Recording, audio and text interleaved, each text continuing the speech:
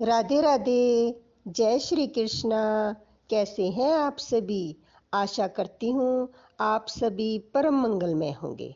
और कार्तिक महीने में कार्तिक स्नान, कार्तिक में दीपदान, तुलसी सेवा अवश्य कर रहे होंगे। अगर अभी तक आपने नहीं किया है तो अभी भी समय है। आप कार्तिक महीने के अंतिम 5 दिन यानी देवउठनी एकादशी से लेकर पूर्णिमा तक ये 5 दिन आप ये 5 कार्य अवश्य करें। कार्तिक के महीने में जो भी व्रत किया जाता है, जो नियम धारण किए जाते हैं, वे 100 जन्मों तक हमारे साथ रहते हैं। इसलिए अभी भी समय है। आप कार्तिक मास के अंतिम 5 दिनों में ये 5 कार्य अवश्य करें। 5 दिन होंगे, 1 नवंबर से लेकर 5 नवंबर तक अंतिम 5 दिन है।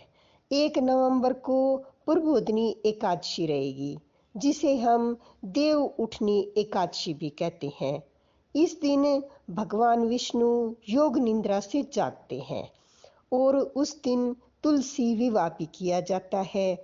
फिर प्रदोष व्रत आएगा, बैकुंठ चतुर्थी आएगी, कार्तिक पूर्णिमा आएगी। तो चलिए अब जान लेते हैं कि वे 5 कार्य कौन से हैं।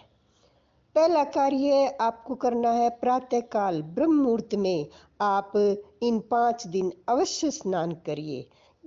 अंतिम 5 दिन स्नान करने से आपको पूरे कार्तिक स्नान का फल प्राप्त होगा। दूसरा कार्य है तुलसी सेवा। आपके घर में जो भी तुलसी मैया है, आप उसकी सेवा कीजिए। उन्हें जल में दूध और हल्दी मिलाकर जल अर्पण करें, उनकी परिक्रमा करें, दीप जलाएं, तुलसी चालीसा का पाठ करें, उनकी आरती करें, तुलसी जी की परिक्रमा अवश्य करें। तीसरा कार्य है आप दीपदान करें। आप किसी मंदिर में, गौशाला में आकाश दीपदान, पीपल के वृक्ष के नीचे, आंवले के वृक्ष के नीचे दीपदान अवश्य करें। कार्तिक के महीने में दीपदान की बहुत अधिक महिमा बताई गई है। चौथा कार्य है, अगर हो सके तो आप पूर्णिमा के दिन भगवान सत्यनारायण की कथा अवश्य करें, ब्राह्मण को भोजन करवाएं। इससे आपको जो भी आपने कार्तिक मास में कोई नियम धारण कर रखा है, उसका पूर्ण फल प्राप्त होगा। और 5वां कार्य, हमें कार्तिक के महीने में दान पुण्य अवश्य करना चाहिए।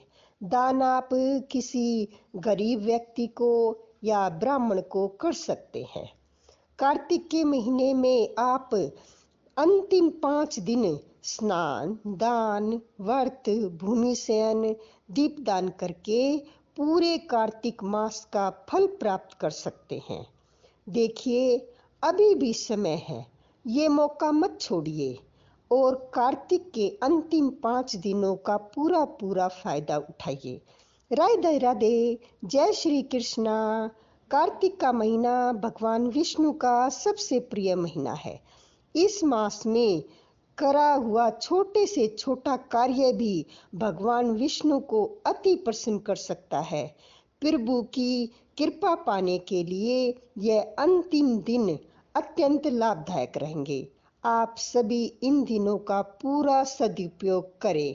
अगर कोई भी कंफ्यूजन है या आप किसी विषय पर विस्तार से जानकारी प्राप्त करना चाहते हैं तो हमें कमेंट जरूर करिए। और अंत तक जुड़े रहने के लिए धन्यवाद। राधे राधे।